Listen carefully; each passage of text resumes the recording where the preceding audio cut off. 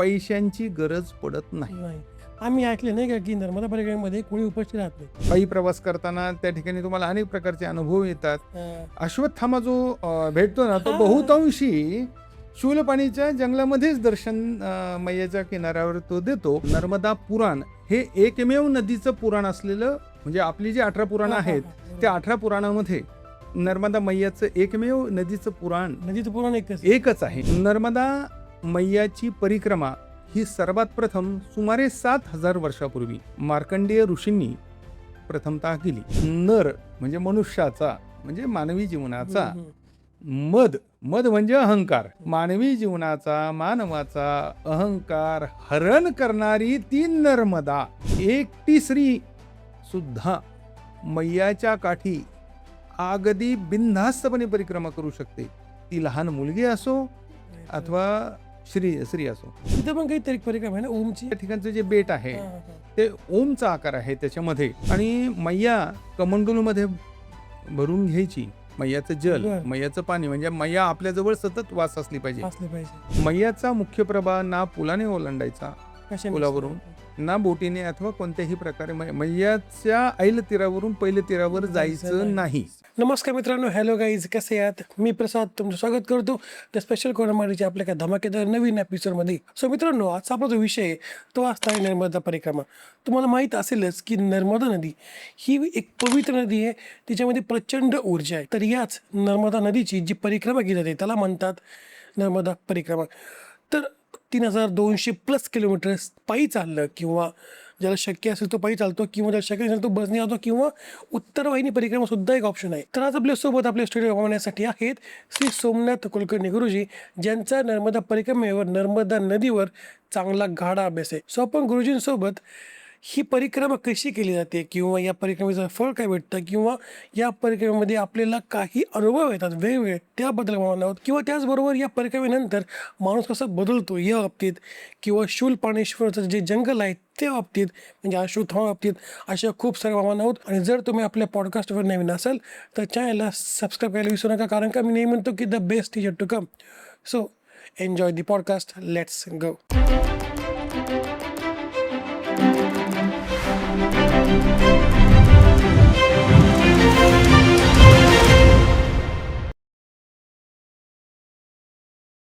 नमस्कार गुरुजी, तुमचे स्वागत आहे स्पेशल कॉर्नर मराठीवर.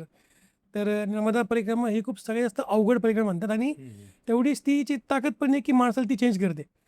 नर्मदा परिक्रमा म्हणजे नक्की काय, नेमकं ही कशी होते? प्रथमतः नर्मदे हर. नर्मदे हरे. नर्मदा परिक्रमा जीवनामध्ये आध्यात्मिक अनुभूती आणि स्वतःच्या मोक्षप्राप्तीकरता, स्वतःच्या उन्नतीकरता आवश्यक अशी नर्मदा परिक्रमा आहे. नर्मदा मैयाचं महत्त्व हे सर्व भूतलावरील नद्यांपेक्षा सगळ्यात मोठं आणि महत्त्वाचं असं आहे. नर्मदा परिक्रमेमध्ये प्रथमतः जर सांगायचं झालं तर नर्मदेच्या महत्त्वामध्ये, मातेच्या महत्त्वामध्ये, सर्व नद्यांमधील सर्वात पवित्र अशी जी नदी आहे ती आहे नर्मदा मैया. आता नर्मदा मैयाचीच परिक्रमा का केली जाते आणि इतर नद्यांची का होत नाही? नर्मदे सर्व तीर्थानां दैवित्वं परमं स्मृतः नमामि देवी नर्मदे पापम हर ममाशु तत्. म्हणजे सर्व नद्यांमध्ये पापाचं हरण करणारी माता नर्मदा ही नदी सगळ्यात महत्त्वाची आहे. नर्मदा मैयाचं महत्त्व सांगताना श्लोकांमध्ये असं काही सांगितलंय, गंगा कनखले पुण्या कुरुक्षेत्रे सरस्वती ग्रामे वा यदि वारण्ये पुण्या सर्वत्र नर्मदा.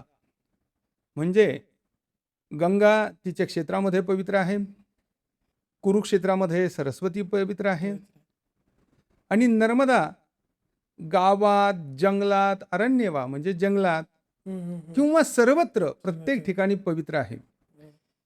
गंगेच्या दर्शनाने, गंगेच्या स्नानाने जी काही पुण्यप्राप्ती होते ती पुण्यप्राप्ती केवळ नर्मदा मातेच्या केवळ दर्शनाने होते. आता नर्मदा मैयाचीच परिक्रमा का केली जाते, तर त्यामागे कारण असं आहे, नर्मदा मैयाचं नर्मदा पुराण हे एकमेव नदीचं पुराण असलेलं, म्हणजे आपली जी 18 पुराणं हा, हा, आहेत हा, बरोबर. त्या 18 पुराणामध्ये नर्मदा मैयाचं एकमेव नदीचं पुराण नदीचं पुराण एकच आहे. एकच आहे, नर्मदा पुराण. पुराण. या नर्मदा पुराणाच्या मध्ये नर्मदा मातेचं महत्त्व, तिच्या परिक्रमेचं महत्त्व हम्म. अथवा त्यापासून होणाऱ्या पुण्यप्राप्तीचं महत्त्व हे त्या ठिकाणी वर्णन केलेलं आहे.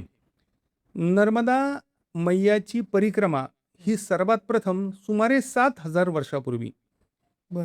मार्कंडेय ऋषींनी ही परिक्रमा प्रथमतः केली. 7,000 हो, वर्षापूर्वी पायी परिक्रमा ही मैयाची केली. केली. मैयाची परिक्रमा करण्यासाठी भाग्यात असावं लागतं. आता मैयाची परिक्रमा करण्यामध्ये हजारो लोक मैयाची परिक्रमा, अनेक साधू संत परिक्रमा करतात. बरोबर. मैयेचा उत्तर काठ असं म्हटलेलं आहे श्लोकामध्ये. गंगेचा दक्षिण तट हा. आणि नर्मदेचा उत्तर तट अतिशय पवित्र. बर.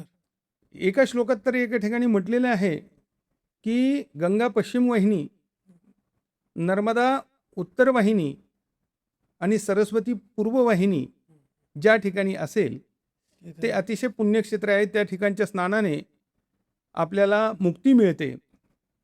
कोटी पुण्य प्राप्ती ही त्या ठिकाणी होते. हा. मैयाची परिक्रमा करताना काही नियम आहेत आणि परिक्रमा करण्यासाठी आध्यात्मिक अनुभूती घेण्यासाठी आपल्या जीवाचा इहलोकीचा या जीवाचा उद्धार करण्यासाठी नर्मदा परिक्रमा हे एकमात्र साधन या ठिकाणी आहे. काय? नर्मदा मैयाची परिक्रमा करत असताना हा.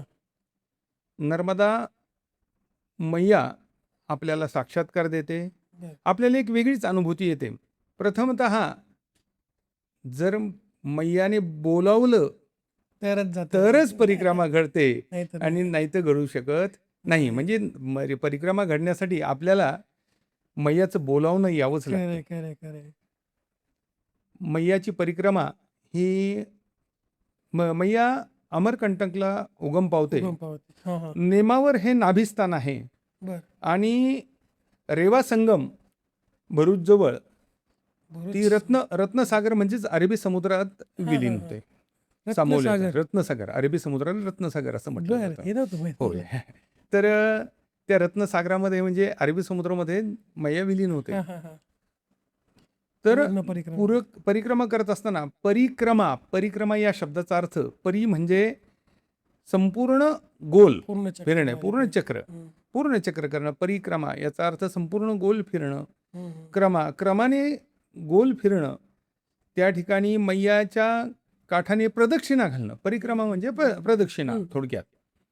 तर ही परिक्रमा ही जीवनाची जी काही परिक्रमा आहे, म्हणजे थोडक्यामध्ये जीवन मृत्यूचा हा जो फेरा आहे, हा फेरा परिक्रमेमुळे सुटतो, मोक्षप्राप्ती होते. म्हणून मैयाची परिक्रमा महत्वाची आहे. मैयाची परिक्रमा साधारणतः सर्व लोक आणि ओंकारेश्वर या ठिकाणी सुरू करतात. ओंकारेश्वर दक्षिण तटापासून सुरुवात होते.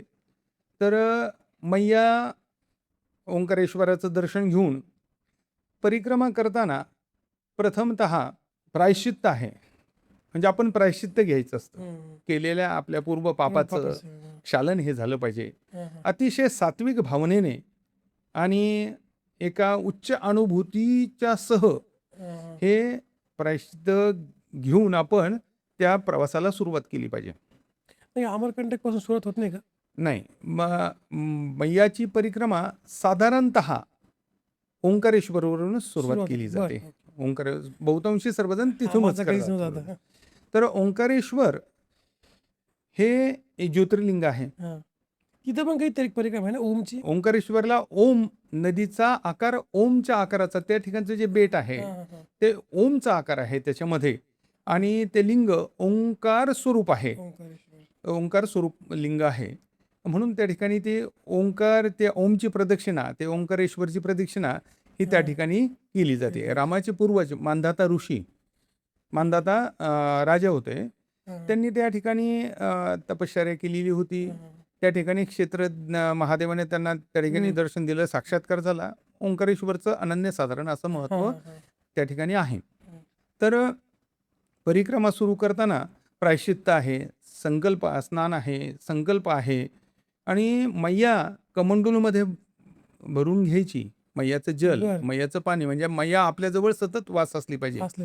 तर मैयाची जे काही जल आहे ते मैया आपल्या कमंडलूमध्ये भरून घ्यायची आणि तिचं पूजन करायचं, संकल्प करून प्रस्थान पूजन करायचं आणि तिथून प्रवासाला सुरुवात करायची.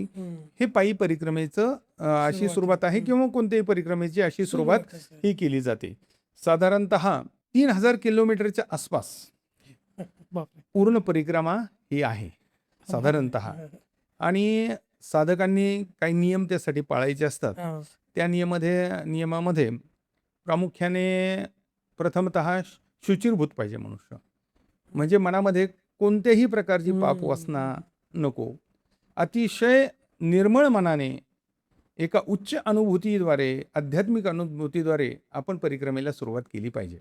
मनामध्ये परमेश्वराला भेटण्याची जी काही ओढ आहे, मैयाला भेटण्याची जी ओढ आहे, मैयाच्या काठावरची जे अनुभव घेण्याची ओढ आहे, ती ओढ त्या ठिकाणी मैयाच्या त्या ओढीच्या द्वारे आपण त्या ठिकाणी काय केलं पाहिजे, सुरुवात ही केली पाहिजे.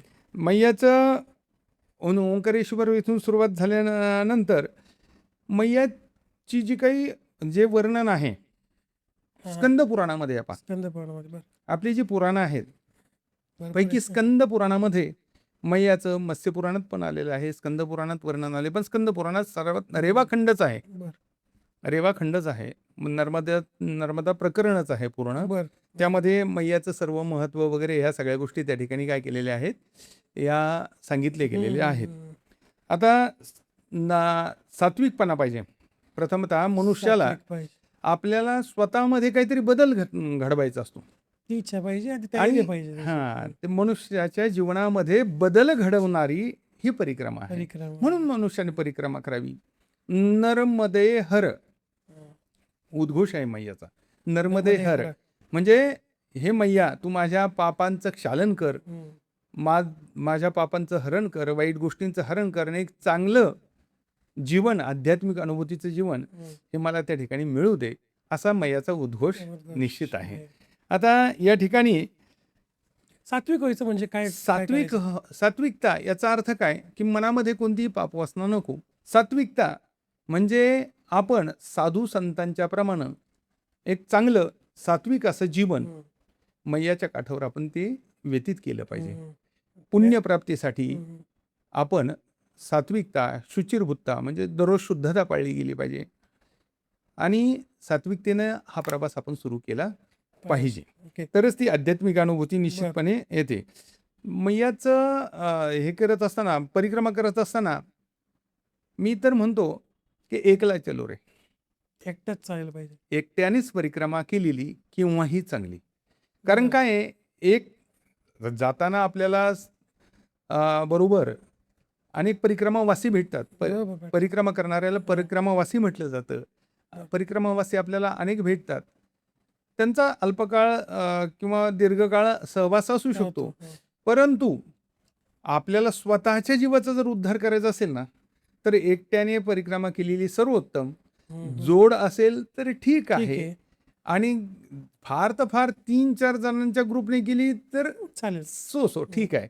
परंतु ज्यावेळी तुम्हाला पायी परिक्रमा करायची त्यावेळी पायी परिक्रमा करताना, आणि ज्यावेळी तुम्हाला मग आता ग्रुपनी परिक्रमा करायची आणि पायी नाही करायची, वेळ कमी आहे, त्यावेळी नाही जमत आहे, त्यावेळी मग तुम्ही ग्रुपनी केली तर निश्चित चांगली. परंतु स्वतःच्या जीवनाचं कोडं उलगडायचं असेल, सोडवायचं असेल, आपल्याला आपल्या जीवनासंदर्भातील जर काही प्रश्न सोडवायचे असतील, आपल्याला आध्यात्मिक उच्च कोटीची अनुभूती घ्यायची असेल आणि स्वतःचं जर काही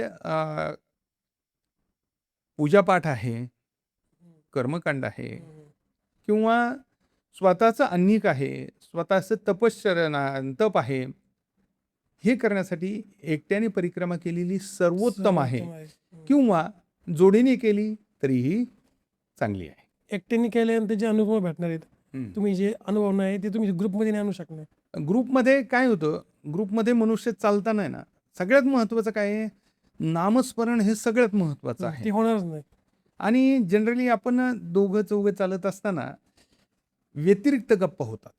सत्संग 100% झाला एखाद्या आपण संन्याशाबरोबर चाललोय, सत्संग ती गोष्ट चालला आहे, वेगळी. ती गोष्ट वेगळी. परंतु ज्यावेळी आपण ग्रुपली एकत्र येतो ना, त्यावेळी काय होतं, बऱ्याच वेळा ते सांसारिक गोष्टी त्यात बरोबर येतात. बरोबर. आणि संसार आणि अध्यात्म ते वेगळं हे ठेवा. वेगळे ठेवायला पाहिजे. जेव्हा मग परिक्रमा आपण करतो हम्म, स्वतः ओंकारेश्वर पासून, बरोबर, मग जेव्हा ती नदीपर्यंत जाते पूर्ण, सॉरी समुद्रापर्यंत जाते, हम्म. तर मग तिथून पुढे कसं होतं ते चक्कर कसं काय समुद्रातून जावं लागतं? हो, तर कुठं असतं? त्याचं चक्र असं आहे. आता ज्यावेळी आपण ओंकारेश्वरवरून सुरुवात करतो, हा, ते कुठं कुठं होतं? पहिल्यांदा मी पायी परिक्रमेचं विश्लेषण करतो. हा. आता परिक्रमा म्हणजे नदीकाठी नदीच्या सानिध्यात फिरणं. काठी फिरणं म्हणण्यापेक्षा सानिध्यात फिरणं. बरोबर. मैयाच्या सानिध्यात फिरणं म्हणजे परिक्रमा. बस. आणि निसर्गाने भरपूरून ओतप्रोत सौंदर्य मैयाच्या काठी दिलेलं आहे. आता त्यामुळं मनुष्य इतका रममान होतो आणि मैयाशी एकरूप होऊन जातो. तर परिक्रमा ही ज्यावेळी सरासरी 3000 किलोमीटरची आहे, ही ओंकारेश्वरवरून सुरुवात होते, नेमावर, मग अनेक प्रकारची तीर्थक्षेत्र, मैयाच्या काठी सर्व देवतांची मंदिरं खूप आहेत, परंतु सर्वात जास्त मंदिरं ही महादेवाची आहेत. बर. शिवक्षेत्र खूप आहेत, म्हणजे महादेवाची क्षेत्र, महादेवाची मंदिरं ही अगदी ठराविक अंतराने तुम्हाला त्या ठिकाणी बघायला मिळतात.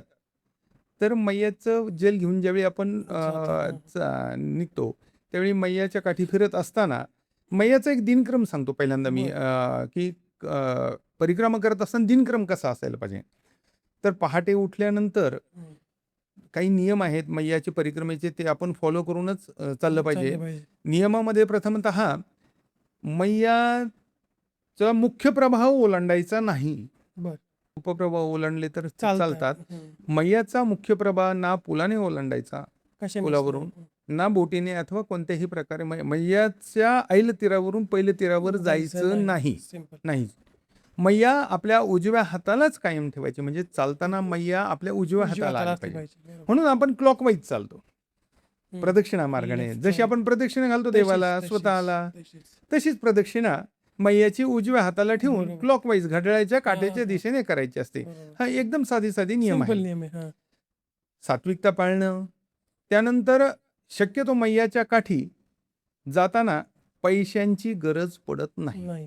आम्ही ऐकले नाही का की नर्मदा परिक्रमेमध्ये कोणी उपस्थित राहत नाही. मैया प्रत्येक परिक्रमावासीची, प्रत्येक भक्ताची काळजी ही घेते. मैया कुणालाही कधीही उपाशी ठेवत नाही. तरी कसं होतं मग? आता असं आहे की ज्यावेळी आपण आता सकाळी उठल्यानंतर स्नान केलं, आपली संध्या वगैरे आदी कर्म केली, आपलं अन्निक केलं, की प्रथमतः आपण मैयाचं पूजन करतो. मैयाचं पूजा आरती वगैरे जे काय असेल ते करून मैयाला घेऊन आपण बरोबर घ्यायचं आणि नर्मदे हर हा उद्घोष करायचा. एकदा मैयाला सांगायचं आणि नर्मदे हरचा जप करत किंवा आपला जो जप असेल तो जप करत आपण रस्त्याने चालायचो. रस्त्याने चालल्यानंतर एक नियम आहे जनरली, की मैयाच्या काठावर लोकांची अतिशय श्रद्धा आहे परिक्रमावासींवर. पूर्वीच्या काळी ज्यावेळी परिक्रमा व्हायची शूलपाणेश्वरच्या जंगलामध्ये, पूर्वीच्या काळी थोडीशी लुटालूट वगैरे व्हायची किंवा त्या ठिकाणी थोडासा धोका असायचा. परंतु नंतर एवढी जागृती झालेली आहे की तुम्हाला परिक्रमा करत असताना कुठेही साधा धक्काही लागत नाही. अनेक माताराम हे कोणाला म्हटलं जातं माहितीये का? माताराम, परिक्रमा करणारी जी स्त्री असेल तिला माताराम म्हणतात आणि पुरुषाला परिक्रमावासी आहे. तर एकटी स्त्री सुद्धा मैयाच्या काठी अगदी बिनधास्तपणे परिक्रमा करू शकते. ती लहान मुलगी असो अथवा स्त्री असो, तिला कोणतीही भीती नाही. कारण मैयाच्या काठी सर्वजण तिला माता रामच म्हणणार, आईच म्हणणार, तिला मातेच्या स्वरूपात पाहणार. मैया ही बालस्वरूप आहे. मैया लहान मुलींना तर फार महत्व आहे, म्हणजे बालस्वरूपात लहान मुलींना बघितल्यानंतर मोठमोठे लोक पाया पडतात. कारण कन्यापूजन आहे. कन्यापूजन तांबे. लहान मुलीच्या स्वरूपात बरोबर. मैया दर्शन देते. बरोबर. तर इतकी शाश्वती किंवा इतकं संरक्षण आता आणि श्रद्धा ही त्या ठिकाणी आहे. मैयाच्या काठी फिरत असताना सकाळी आपण ज्यावेळी परिक्रमा करत असताना ज्यावेळी आपण सकाळी निघतो, त्या काठावर अगदी गरीबातला गरीब जरी मनुष्य असला ना, गरीबातला गरीब, नर्मदे हर तो म्हणणार, आपणही नर्मदे हर म्हणायचं. त्याने जर तो पळत पळत जाऊन एखादा बिस्किट पुडा आणतो, त्याची परिस्थिती असो नसो, परंतु तो नर्मदे हर म्हणून आपल्या हातावर देतो. म्हणजे एवढी श्रद्धा असते त्यांची.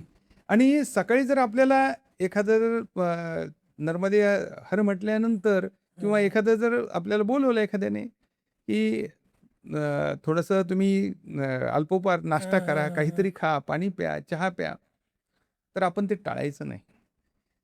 असा अनुभव येतो बऱ्याच वेळा की सकाळी किंवा प्रथमतः ज्याने हाक मारली त्याला जर आपण टाळलं तर बराच वेळा आपल्याला काहीच मिळत नाही.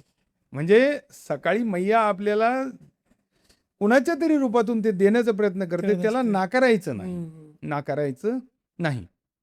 काठावर अनेक आश्रम आहेत. आपण साधूंचे अनेक साधू संतांचे आश्रम आहेत. नर्मदा मैयाच्या काठावर अन्नदानाला विशेष महत्व आहे. अनेक आश्रमामध्ये सर्व परिक्रमावासींची सेवा केली जाते. आपण परिक्रमा करत असताना दुपारच्या वेळी जवळपास एखादा आश्रम आला की त्या आश्रमामध्ये गेल्यानंतर आपण परिक्रमावासी आपल्या बरोबर किती जण आहे काय हे सगळं सांगून दिलं, ते आपली भोजनाची प्रसादाची व्यवस्था करतात. त्या ठिकाणी आपण प्रसाद घ्यावा, त्यानंतर थोडा विश्राम करून पुन्हा चालायला लागावं. संध्याकाळ झाल्यानंतर जवळ पुन्हा कुठेतरी परिक्रमावासींसाठी थांबण्याचं आश्रम असतो, ठिकाण असतं. त्या ठिकाणी आपण थांबायचं. त्या ठिकाणी आपल्याला सर्व प्रकारची व्यवस्था, सर्व प्रकारची सेवा, प्रसाद, चहा पाणी, सर्व प्रकारची सेवा, राहण्यासाठी अगदी अंथरूण पांघरून असेल तर हिवाळ्यामध्ये कंबल सुद्धा दिले जातात. म्हणजे जे पांघरुण आहेत हे आहे ते सगळ्या गोष्टी दिल्या जातात. रस्त्याने चालताना तुम्हाला कोणी काहीतरी, प्रत्येकाची एक इच्छा असते की या मैयाच्या काठी जो परिक्रमावासी आहे त्याला आपल्याकडून काहीतरी दिलं पाहिजे म्हणून त्या ठिकाणी प्रत्येक जण देण्याची भावना त्या ठिकाणी निर्माण होते. मैया हेच शिकवते जीवनात, घेण्यापेक्षा देण्यातला जो आनंद आहे, देण्यातला जो आनंद आहे तो जास्त आहे. दान करावं, भलं ते छोटं असो नाही मोठं असो, परंतु ते दान करावं हे मैया त्या ठिकाणी शिकवते. नाही म्हणजे नर्मदा परिक्रमा करताना तुमच्याकडे जास्त पैसा असला पाहिजे असं पण काही नाही, अजिबात नाही. तुम्ही 1 रुपया न घेता जरी निघाला तरी तुमची परिक्रमा पूर्ण होते. तुम्हाला सर्वजण सहकार्य करतात. म्हणजे अक्षरशः तुम्ही कोणत्याही आश्रमात थांबले तरी तुम्हाला तिथे पैसा लागत नाही.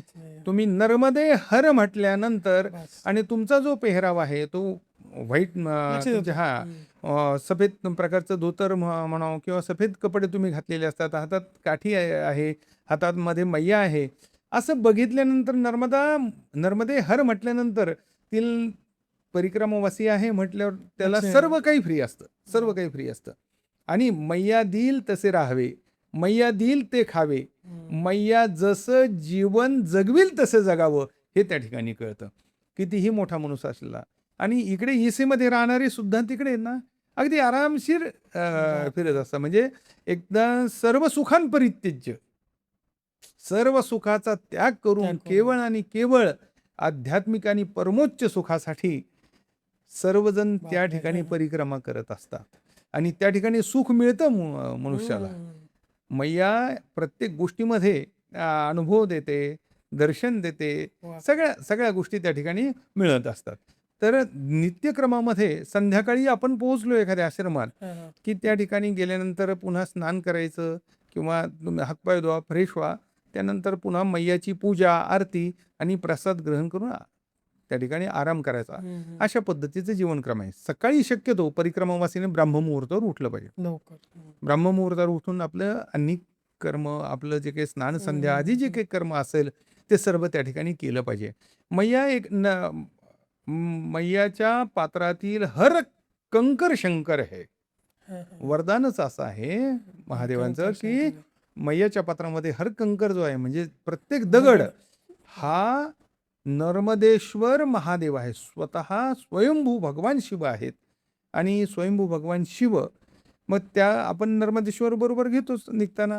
मग त्या नर्मदेश्वराची पूजा, त्याची आराधना, मैयाची पूजा, आराधना ह्या सगळ्या गोष्टी रोज आपण ब्राह्ममुहूर्तावर उठून केले पाहिजे. आणि सकाळी होईल तितकं मार्गक्रमण हे आपण केलं गेलं पाहिजे. मग आता जेव्हा परिक्रमेला सुरुवात होती नर्मदा परिक्रमेला, तेव्हा मग बरोबर काय काय घेऊन गेलं पाहिजे? सुरुवात कशी केली पाहिजे? दंडक असतं, कमंडलू काय काय असतं थोडं सांगा?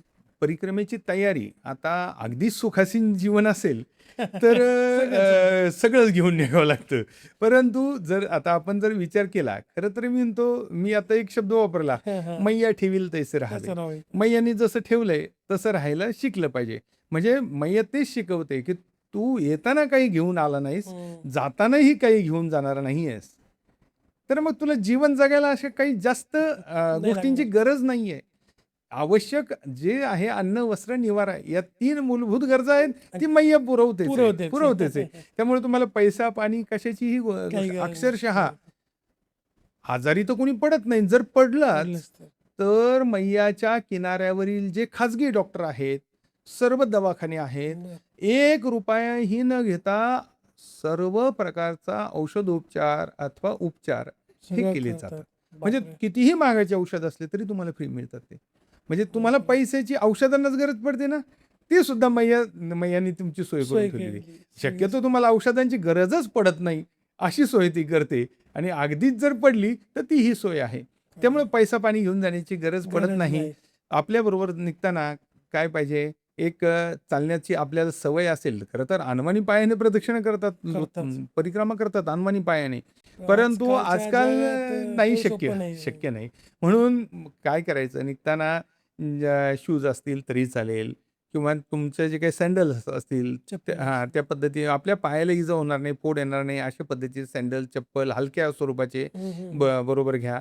एखादं झोपण्यासाठी आता हल्ली ते छोटे छोटे बेड मिळतात असे राऊंड करणारे ते, आणि एखादं अंगावर घेण्यासाठी वस्त्र आणि 2 कपडे आपले, एक अंघोळीची वेळ वापरायला, एक अंघोळ झाल्यावर घालण्यासाठी असं वस्त्र, आणि कमंडलू बरोबर घ्यावा की जेणेकरून कमंडलूमध्ये आपण मैयाला घेऊ शकतो.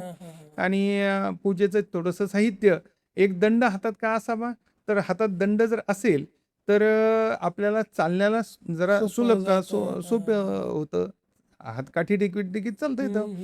आणि निघताना जर असेल तर बरोबर बॅटरी ठेवा. पण शक्यतो नियम असा आहे मैयाचा की प्रदक्षिण जी परिक्रमा आहे ती सूर्यास्तानंतर होत नाही. सूर्यास्तापूर्वीच जिथे आश्रम असेल त्या ठिकाणी आपण थांबून घ्यायचं आहे. सूर्योदय ते सूर्यास्त याच वेळेत परिक्रमा केली जाते. म्हणजे आकाशात सूर्य पाहिजे. आपल्याला साक्षीदार भगवान सूर्य आहेत. सूर्यनारायणाला साक्षी ठेवूनच परिक्रमा करायची. आणि दुसरा नियम पण असा आहे, चातुर्मासामध्ये परिक्रमा होत नाही. 4 महिने एकाच ठिकाणी थांबायचं असतं. म्हणजे ज्यावेळी पूर्ण परिक्रमा ही जी आहे, जी मार्कंडेय ऋषींनी केली किंवा इतरांनी केली, जे लोक परिक्रमा पायी करतात, 3 वर्ष 13 दिवस 3 महिने, म्हणजे 3 वर्ष 3 महिने आणि 13 दिवसाची ही परिक्रमा इतकी मोठी आहे. त्यामध्ये 4 महिने जे आहेत ना, 3 चातुर्मास आपल्याला 3 वर्षामध्ये पडतात. तर चातुर्मास हा मैयाच्या किनाऱ्यावरच एकाच ठिकाणी करून आपली जी काही हे असेल, साधना असेल, ध्यानधारणा असेल, जे काही उपासना असेल ती त्या ठिकाणी करायची आहे. म्हणजे हे नियम आहे. याचं कारण असं आहे की चातुर्मासामध्ये नदी ओलांडायची नाही. चातुर्मासामध्ये परिक्रमावासीने गाव सुद्धा बदलायचं नाही. एका ठिकाणी तप आपण केलं पाहिजे. देवशयनी एकादशीला भगवंत झोपी जातात आणि कार्तिकी एकादशीला परिक्रमा पुन्हा चालू होते. म्हणजे चातुर्मासाचा हा पिरियड आहे, देवशयनी एकादशी ते कार्तिकी एकादशी पर्यंत. तर मग कार्तिकी एकादशी पर्यंत हा जो काही चातुर्मास 4 महिन्यांचा जो आहे हा उपासनेचा काळ आहे. आणि मैयाच्या काठी तपश्चर्येला जे आहे ती गरज आहे तपश्चर्येची. मग तपश्चर्या आपल्या त्या ठिकाणी चांगली होते. म्हणजे नियमानुसार 4 महिने चातुर्मासात परिक्रमा एकाच जागी परिक्रमावासींनी देखील थांबायचं आहे. आणि चातुर्मासामध्ये परिक्रमा करता येत नाही, अशा प्रकारचं आहे. या नर्मदा परिक्रमेमध्ये कोणकोणती ठिकाणं लागतात मग जंगलं किंवा शहरं किंवा मेजर जे आहेत ते इम्पॉर्टंट आहेत ते कोणते आहेत? आता मैयाची परिक्रमा सुरू होताना ओंकारेश्वरवरून सुरू होते. मैया अमरकंटकला उगम पावते बघा. बरोबर. आणि मैया आपण परिक्रमा ओंकारेश्वरवरून सुरू करतो. केल्यानंतर रस्त्यामध्ये अनेक प्रकारची तीर्थक्षेत्र आहे. अनेक रूट जो आहे पायी परिक्रमेचा थोडा वेगळा आहे. बसने परिक्रमा करण्याचा वेगळा वेगळं आहे. आहे. आता अनेक ठिकाणं लागतात, अनेक तीर्थक्षेत्र लागतात. त्यामध्ये नेमावर हे नाभिस्थान आहे. मैयाचं नाभिस्थान नाभिस्थान म्हणजे बिंबीचं स्थान थोडक्यामध्ये. नाभीचं स्थान म्हणजे नदीचा मध्यभाग थोडक्यात. तिथे आरती परिक्रमा पूर्ण होते का? नाही, हां, तर त्या ठिकाणी काय होतं, नाभीपर्यंत गेले म्हणजे आपण निम्म्यापर्यंत अर्धा आलो. पूर्ण आलं. पण अर्धी परिक्रमा कुठे पूर्ण होते? रत्नसागरमध्ये. बरोबर. हां, म्हणजे आपण इकडून सुरुवात केल्यानंतर तशी रत्नसागर ओंकारेश्वरवरून सुरुवात करायची. पूर्ण परिक्रमा ही करत चालायचं.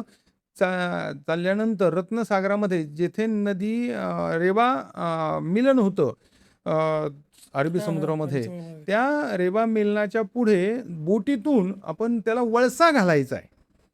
वळसा घालून पुन्हा उत्तर तीरावर यायचंय आणि तिथून परिक्रमा असं सुरुवात करत चालायचं. मग जाताना जे आहे नेमावर लागेल, अनेक प्रकारचे क्षेत्र लागतील. येताना तिकडून येताना कुबेरधाम आहे, कुबेरधाम आहे, भालोद आहे. असे असे अनेक प्रकारचे क्षेत्र, अनेक तीर्थक्षेत्र त्या ठिकाणी आहेत. आणि प्रत्येक 1-2 किलोमीटरला काहीतरी महत्त्वाचे असे स्थान आहेत की तिथे तुम्ही दर्शन घेत चाललं पाहिजे. महत्त्वाची तीर्थक्षेत्रांची हे जे काही दर्शन आहेत. आणि सगळ्यात महत्त्वाचं सांगायचं बरं का, मैयाच्या किनाऱ्यावर पुण्यश्लोक अहिल्याबाई होळकरांनी अनेक ठिकाणी घाट अतिशय सुंदर बांधलेत. खूप सुंदर असे घाट आहेत बा. महेश्वरला जर गेलं ना, महेश्वरला अतिशय सुंदर घाट आहे, अतिशय सुंदर घाट. म्हणजे त्या ठिकाणी गेल्यानंतर एक वेगळीच अनुभूती आपल्याला त्या ठिकाणी येते. रावणाच्या संदर्भातल्या, रामायणाच्या संदर्भातील कथा त्या ठिकाणी आहे. महिष्मती वगैरे राज्य वगैरे ते सहस्रार्जुनाची राजधानी होती ती. महेश्वर ही सहस्रार्जुनाची राजधानी होती. तर अशा प्रकारचे क्षेत्र आहेत. मैयाची परिक्रमा करताना आपण तीर्थाटनासाठी निघालो आहोत ही भावना महत्वाची आहे. पर्यटन हा दुय्यम भाव आहे. म्हणजे त्या ठिकाणी निसर्ग सौंदर्य आपल्याला बघायला मिळतं. परंतु हल्ली काय होतंय की सोशल मीडिया त्या ठिकाणी अनेक प्रकारे सोशल मीडियाद्वारे लोक बरेचसे परिक्रमेला जातात. पण परिक्रमेला जात असताना आपण एका श्रद्धेने, एका उच्च कोटीच्या भावनेने परिक्रमेला हे गेलं पाहिजे. गेल्यानंतर पाण्यामध्ये उड्या मारणे, नदीमध्ये पोहणे, मैयामध्ये पोहणे, त्यानंतर चित्रविचित्र कपडे घालून त्या ठिकाणी फिरणे, म्हणजे पर्यटनाचे स्थळ न बनवता हे आध्यात्मिक आहे. आणि याचा आध्यात्मिक वारसा आपल्याला जपावा लागणार आहे. तुम्ही आनंद घ्या जीवनाचा, निसर्गाचा आनंद घ्या, परंतु काही मर्यादेत राहू, काही मर्यादेत राहू. मैयाचं वाहन हे मगर आहे. मगर आहे. तुम्ही बघा, मैयामध्ये अनेक किनाऱ्यावरती मगरी आपल्याला जाताना दर्शन देतात. परंतु ऐकिवत असं कधी नाही की मगरीपासून कोणाला धोका झालाय, काय झालंय. परंतु याचा अर्थ असा नाही की धोका झाला नाही म्हणून तुम्ही अगदी मगरीला मिठी मारायला जाल, असं करायला नकोय. म्हणजे त्या ठिकाणी काय आहे, आपण आपली सुरक्षितता आपण पाळली पाहिजे. पण मैयाने जर त्या ठिकाणी जर का मगरीने दर्शन दिलं तर मैयाने दर्शन दिल्यासारखंच समजावं. अनेक ठिकाणी मगरीपासून सावध राहा वगैरे असे बोर्ड लावलेले आहेत. आपण फिरताना कडेनेच फिरायचंय, पाण्यामध्ये उतरायचं नाहीये. मैयाच्या गुडघ्यापेक्षा जास्त, म्हणजे गुडघ्याच्या वर पाण्यामध्ये मैयामध्ये उतरायचंच नाहीये, शक्यतो उतरायचंच नाही. कडेने उतरून बादलीने पाणी घेऊन काठावर बाजूला आंघोळ करायची आहे. लक्षात. तिथे आतमध्ये जाऊन तुम्ही स्नान करत बसायचं, गुडघ्यापेक्षा जास्त पाण्यात खाली जायचं, हे नाही बसत नियमामध्ये, नाही बसत. या नर्मदा परिक्रमेमध्ये ना आपल्याला जंगल पण लागतात काही महत्वाचे, त्यावर सांगा ना की त्याचे महत्व काय. मैयाच्या परिक्रमा करत असताना सरासरी एक 5 प्रकारची मोठी अरण्य जे आहेत, जंगलं आहेत, ही लागतात. त्यामध्ये सातपुडा अरण्य क्षेत्र मध्य प्रदेशामध्ये आहे पहा. कान्हा आणि आसपासचा वनप्रदेश सुद्धा आहे. अमरकंटक परिसरातील मैकल पर्वतरांगांची जी जंगलं आहेत, मैकल मैकल पर्वतरांगांची जंगलं ही त्या ठिकाणी आपल्याला लागतात.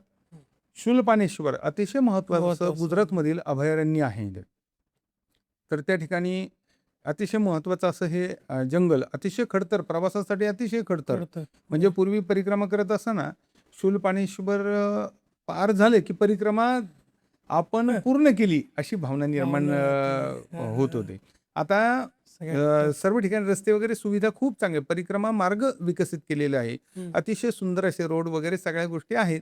काही ठिकाणी खडतर पण आहे, दगडगोट्यातून चालू लागतं. पण ह्या जंगलामध्ये बऱ्याच वेळा पर्वतावरून, टेकडीवरून, डोंगरावरून चढणं, उतरणं, पायवाटेने जाणं, जंगलातून जाणं अशा प्रकारचं हे लागतं. आणि सातपुड्याचा टायगर अभयारण्य या ठिकाणी आपल्याला त्या परिक्रमेमध्ये लागतं.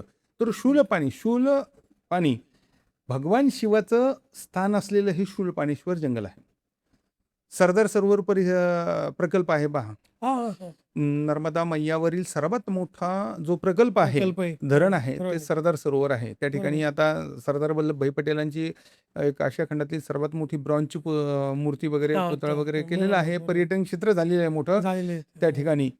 तर ते शूलपाणेश्वर जंगलामध्ये आहे. आता ते शूलपाणी मंदिर होतं त्या ठिकाणी, महादेवाचं अतिशय प्रचलित असं मंदिर होतं. या ठिकाणी अनेक शूलपाणीच्या जंगलामध्ये अनेक साधू संतांनी, ऋषीमुनींनी तपश्चर्या केलेली आहे. मैयाच्या काठावर अनेक पूर्वीपासून अनेक साधू संतांनी, ऋषीमुनींनी, खूप पूर्वजांनी किंवा आपल्या पूर्वीच्या लोकांनी तपश्चर्या केलेली आहे. तर शूलपाणी हे एक तपश्चर्याचं मोठं ठिकाण आहे पहा. अतिशय नयनरम्य चांगलं असं त्या ठिकाणी ते जंगल आहे. पायी प्रवास करताना त्या ठिकाणी तुम्हाला अनेक प्रकारचे अनुभव येतात. अश्वत्थामा जो भेटतो ना, तो बहुतांशी शूलपाणीच्या जंगलामध्येच दर्शन मैयाच्या किनाऱ्यावर तो देतो असा. आणि तो बरेच जणांना अनेक रूपामध्ये भेटलेला आहे पहा. अश्वत्थाम्याला म्हणजे जर परिचय जर घ्यायचं असेल अगदी, तर अश्वत्थाम्याला चिरंजीव आहे. सप्त चिरंजीवांपैकी अश्वत्थामा हा द्रोणाचार्यांचा मुलगा. आणि त्याने ब्रह्मास्त्र ते टाकलं, उत्तरेच्या त्या गर्भावर गेलं. म्हणजे ह्या सगळ्या गोष्टी ज्या आहे, मग त्या ठिकाणी भगवंतांनी त्याचं जे आहे मणी होता, तर तो असा काढून घेतला होता. त्याची जी जखम झालेली आहे, अजूनही जखम झाली आहे. कृष्णाने जो काढून घेतलेला होता तो त्या ठिकाणी त्याची जखम आहे, त्या जखमेतून भळाभळा रक्त वाहतं. आणि कृष्णाने शाप दिला होता त्याला, जोपर्यंत पृथ्वी तोपर्यंत तू इथे राहशील. आणि नाही, आणि चिरंजीव आहे ना, त्याला मरण नाहीच आहे, पण तो मृत्यूची याचना करत फिरतो. परंतु हा अश्वत्थामा मैयाच्या किनारी त्या शूलपाणीच्या जंगलामध्ये भेटतो. आणि तो तेल मागतो, प्रत्येकाला तेल त्या जखमेवर टाकण्यासाठी मागतो. खूप जणांनी सांगितलेले की आम्हाला दिसला होता अश्वत्थामा एखाद्या वेगळ्या रूपामध्ये त्या ठिकाणी भेटतो, पण त्याला जखम असते, हा सगळ्यात महत्वाचा भाग आहे. किंवा त्या पद्धतीत तो याचना करतो, तो मागतो. असं अनेक अनुभूती त्या ठिकाणी येतात. आणि यती भेटतात, अनेक संन्यासी भेटतात, देवही कोणत्याही रूपातून येऊन भेटतो. मैयाही दर्शन देते प्रत्यक्षात. आणि ज्याचा भाव आहे, भाव तसा देव, जसा आपला भाव आहे तसा देव आहे. आता मैयाच्या किनाऱ्यावर अनेक लोकांनी तपश्चर्या केली. कुबेर धाम आहे पहा, कुबेर धाम आहे. कुबेर भंडारीजींचं मंदिर आहे. कुबेरजी हे रावणाचे मोठे बंधू. बरोबर. खरा लंकेवर अधिकार तसा कुबेरजींचा. बरोबर. त्यांनी कुबेरजींना पदच्युत केलं, म्हणजे हकलून दिलं, अपमान करून हकलून दिलं. कुबेरजींना राग आला. ते मैयाच्या किनारी येऊन बसले. त्या ठिकाणी त्यांनी तपश्चर्या केली, भगवान शिवाची तपश्चर्या केली. महादेवाचे एक लिंग स्थापित आहे त्या ठिकाणी, कुबेरेश्वर म्हणून, कुबेर भंडारीजी म्हणून. आपण दर अमावस्येला लाखो लोक दर्शनाला असतात. अमावस्या पर्व काळ आहे तिथला. तर त्या ठिकाणी तपश्चर्या केली. आणि भगवान शिवांनी त्यांना मागितलं काय पाहिजे, तर त्यांनी रावणाचं जे रावणाने अपमान केलाय त्याचा बदला घे म्हणून सांगितलं. म्हणे ते सोडून बोल, कारण रावण माझा शिष्य आहे, पट्ट शिष्य आहे, ते सोडून सांग. रावणाला मी नाही, बाकी तू काय जगातलं मागायचं ते माग. रावणापेक्षाही तुला लंका पाहिजे ना, तुला जगातली संपत्तीचं तुला म्हणजे कुबेर सगळ्या संपत्तीच्या भांडाराचं तुला अधिपती करतो, म्हणजे त्याचा सेनापती तुला करतो, तुला सगळ्या जगातील संपत्ती देतो. म्हणून कुबेर भंडारी जी म्हटलं जाते. ही जी काही संपत्ती आहे ना, यांचा मालक कुबेर भगवान कुबेर आहे. आज त्यांनी तपश्चर्या त्या ठिकाणी केलेलं आहे. गरुडेश्वरला टेंबे स्वामींची समाधी आहे. असे अनेक ठिकाणं आहेत की त्या ठिकाणी सर्व जे काही संन्यासी आहेत, ऋषीमुनी आहेत, यांनी तपश्चर्याचं स्थान हे मैयाच्या किनारी निवडलेलं होतं. मग आता जेव्हा ही परिक्रमा केली जाते, म्हणतात की बऱ्याच वेळेला बरेचसे नेटवर्क नाही, मोबाईल नाही, काम काहीच करत नाही. तर मग याच्यामध्ये काय होतं की माणसाला माणूस सापडतो, मग त्याचा अहंकार कसा गळून पडतो किंवा इगो साईडला होतो आपोआप. अगदी बरोबर, चांगला प्रश्न विचारला. खरं तर इगो, अहंकार, मीपणा, अहमपणा, नर म्हणजे मनुष्याचा म्हणजे मानवी जीवनाचा, मद म्हणजे अहंकार, मद म्हणजे अहंकार, मानवी जीवनाचा, मानवाचा अहंकार हरण करणारी ती नर्मदा. नर्मदे हर म्हणजे काय? तुमचा अहंकार त्या ठिकाणी गळून पडलाच पाहिजे. अहंकार, आपला अहंकार घेऊन आपण परिक्रमा करू शकत नाही. आपोआप गळत होतो, पुढे गेला ऑटोमॅटिक गळतो. म्हणजे मीपणातला जो मी आहे ना, मी गळून पडला एवढा पैसा आपल्याकडे, पण तिथून काहीच उपयोग नाही. असे लोक आहेत, क्लासमन अधिकारी आहेत, अनेक मोठमोठे लोक आहेत, सर्व सोडून अक्षरशः जमिनीवर झोपतात, मिळेल ते खातात आणि स्वतःच्या खऱ्या सुखासाठी शोधत फिरतात. मैयाच्या किनारी ते सुख त्यांना सापडतं, मिळते. आणि मैया त्यांचा अहंकार जो आहे ना, तो मद त्या ठिकाणी दूर करते आणि त्याला खऱ्या अर्थाने मानव बनवते. आणि जर तुम्ही लक्षात घ्या ना, जर मैयाच्या किनारी परिक्रमा करत असताना एखादा अहंकार, मी फार मोठा आहे, मी असं आहे तसं करून चालला, तर ती परिक्रमा होणारच नाही. त्यासाठी तुम्हाला काय आहे, तुमच्यातला मीपणा हा सोडूनच यावं लागतं, त्याच्याशिवाय प्राप्ती होत नाही. आणि सर्वसाधारण जीवनामध्ये सुद्धा स्वतःचा अहंकार, मीपणा हा जर सोडला ना, तुम्हाला सर्व काही सगळी सुख म्हणजे संसारात सुद्धा मिळतील. परंतु तो आपण संसारात असताना मीपणा एकदम चिटकून, असा अहंकार आपल्याला चिटकून, माझी गाडी, माझा बंगला, माझं घर, सर्व काही माझं, आणि हे माझं इथे ठेवून आपल्याला भगवंताकडे काही न घेता जायचंय, ही जी भावना आहे, ही जी अनुभूती, ही मैयाच्या किनारी मिळते. तर बरं, मग नर्मदा परिक्रमा सुरू करताना ना कुणी करावी हा प्रश्न काय? कारण प्रत्येकाला ते शक्य होईलच, जमेलच असं नाही. मग कुणी केलं पाहिजे का? नर्मदा, मी तर म्हणतो, परिक्रमा करताना सर्व जे प्राणी मात्र आहे हे सर्वांनी करावी. अहो, मी कित्येक वेळा असं उदाहरणं पाहिलंय की काही परिक्रमावासींबरोबर कुत्रे जे आहेत ना, कुत्रे सुद्धा परिक्रमाच्या, म्हणजे काही ठिकाणी असतो, तुम्ही पहा पंढरपूरच्या वारीमध्ये कुत्रे सुद्धा वारी करतात. हो, कुत्र्यासारखा प्राणी जो स्वतःच्या जीवाचा उद्धार करून घेण्यासाठी धडपडतो, तिथं मानवाने सुद्धा काय केलं पाहिजे? धडपडलंच पाहिजे ना. प्रत्येक जीवाने परिक्रमा करून आपल्या जीवन मृत्यूचा फेरा, म्हणजे मैयाला फेरा घालून आपल्या जीवन मृत्यूचा फेरा हा सोडवला पाहिजे. यामध्ये अगदी लहान मुलापासून तर वृद्धापर्यंत सर्वजण परिक्रमा करू शकतात. परंतु आपला आता शारीरिक तयारी, तुमची मानसिक तयारी, या सगळ्या गोष्टी पाहिजे. हे करत असताना आणि संसारिक जीवाने तुम्ही पहा, आता मध्ये एक मी उदाहरण बातमी वाचली, एक जोडपं, मला वाटतं यादव का काहीतरी नाव आहे त्या जोडप्याचं, मी आता नाव आठवत नाही, परंतु लग्न झालं आणि सासरी जाण्याऐवजी त्या वधूने आणि वराने परिक्रमेला सुरुवात केली. आपल्या डोक्यावरची हळद फेडली, डोक्यावरची मुंडवळी सोडली, हळद फेडली आणि परिक्रमेचे कपडे घालून ते जोडपं सर्व सुखांपरित्याज्य, सगळ्या सुखांचा, सांसारिक सुखांचा मोह त्यागून 3 वर्ष 3 महिने आणि 13 दिवस परिक्रमेला निघालेले आहे. अजूनही ते परिक्रमेमध्ये आहे. म्हणजे याच्यासाठी त्यागाची भावना पाहिजे. मैया त्याग शिकवते. मैया काय शिकवते? त्याग शिकवते. आपण परिक्रमा करत असताना आपल्यापेक्षा दुसऱ्याचा विचार केला पाहिजे नेहमी. म्हणजे एक मानवतेची संकल्पना जी आहे ना, ती मैयाच्या किनारी आपल्याला परिक्रमेच्या माध्यमातून अनुभवायला मिळते. वा.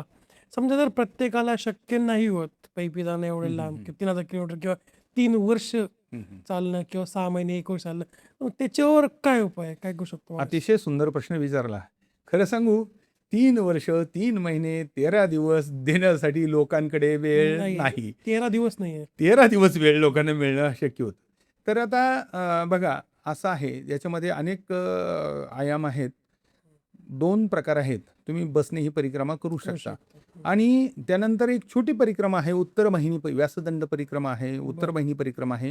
ही परिक्रमेची पण मी व्यास काय? व्यासदंड परिक्रमा आहे. व्यासदंड. दंड बरं. ही सगळी म्हणजे याचं पुण्य वगैरे हे सगळ्या गोष्टी मी तुम्हाला या ठिकाणी सांगतो. हां, हां.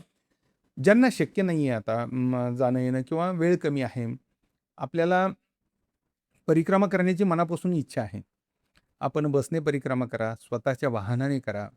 ओंकारेश्वरपासून सुरुवात करून सरासरी एक जर तुम्ही रोज 200 किलोमीटरच्या आसपास चाललात तर सरासरी 20-21 दिवसामध्ये तुमची पूर्ण होते.